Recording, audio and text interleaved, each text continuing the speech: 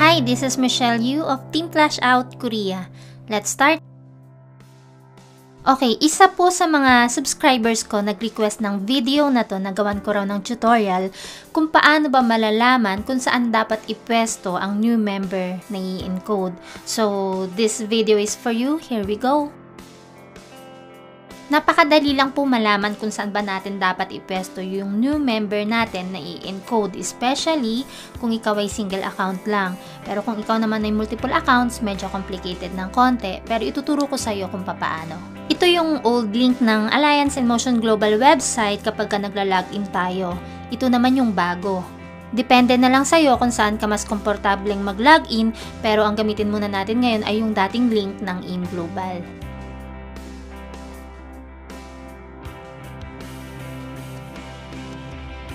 Okay, mag-login tayo sa isang webpage at ipagpalagay natin na ito ang data tracking center mo.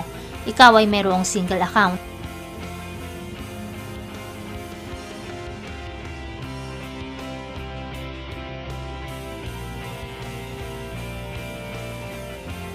Okay, kung ikaw ay single account lang at meron ka ng members left and right, ang unang-unang mong titignan ay yung available points left at available points right sa dashboard mo. Saan ka ba may pinakamababang points? Kasi kung saan ka may pinakamababang points, doon ka dapat magpupwesto ng bago mong member. Kung pupunta tayo sa genealogy, dito ay makikita mo na merong iisang member sa left at meron namang 7 members sa right. Dito mo makikita ang total members na meron ka. At dahil nga sa left side ka may pinakakaunting members, natural na doon ka dapat mag-encode dahil ang habol natin dito ay kumita ng 1,500 pesos match sales bonus. Hindi ba't meron ka ng isang member dito sa left? Kaya maaari mong ilagay ang bago mong member dito sa number 4 or sa number 5. Ngayon, ipagpalagay natin na gusto mong ipwesto dito sa number 5 yung bago mong member. Then, bigyan natin ng pangalan yung nag-iisa mong member dito sa kaliwa. Halimbawa siya si Hazel. Ngayon, wag mong kalimutan na si Hazel ay meron din yan sarili niyang left and right. Kung gusto mong ipwesto ang bago mong member dito sa number 5, ito ang right side ni Hazel.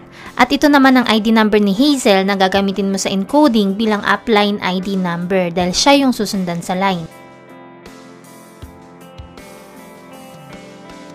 Kapag in-encode mo ng member, ganito ang dapat mong ilagay sa placement information. ID number mo sa sponsor dahil ikaw yung nag-invite at ID number ni Hazel bilang upline dahil siya yung upline na susundan sa line.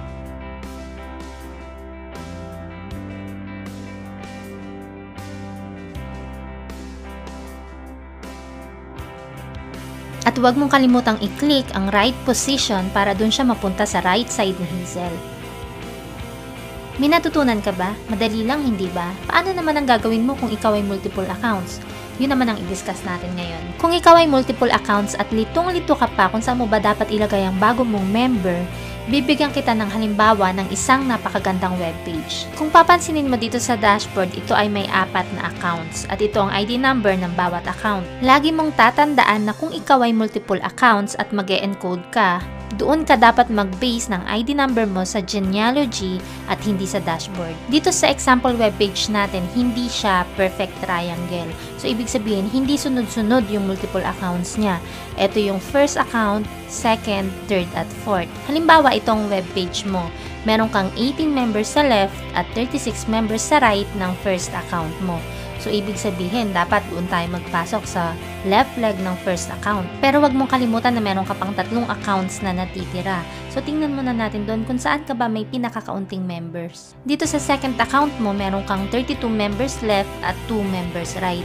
So, doon tayo mag-concentrate sa right side ng second account. Doon sa right side mo, nandun yung first account mo at yung isa pang member. So, dalawa lang sila. Dito pa lang, makikita mo na ang magandang pwestohan ng bago mong member ay sa right side ng fourth account mo kasi iisa pa lang ang member doon. Kung dito mo siya ilalagay sa right side, kikita ang fourth account mo ng match sales bonus plus kikita din ang second account mo ng match sales bonus. Kasi nag-match din yun sa left niya. So, kung halimbawa doon mo siya ilalagay sa left side ng first account mo, isang 1,500 pesos lang ang kikitain mo. Syempre, doon ka na sa kikita ka ng mas malaki, hindi ba?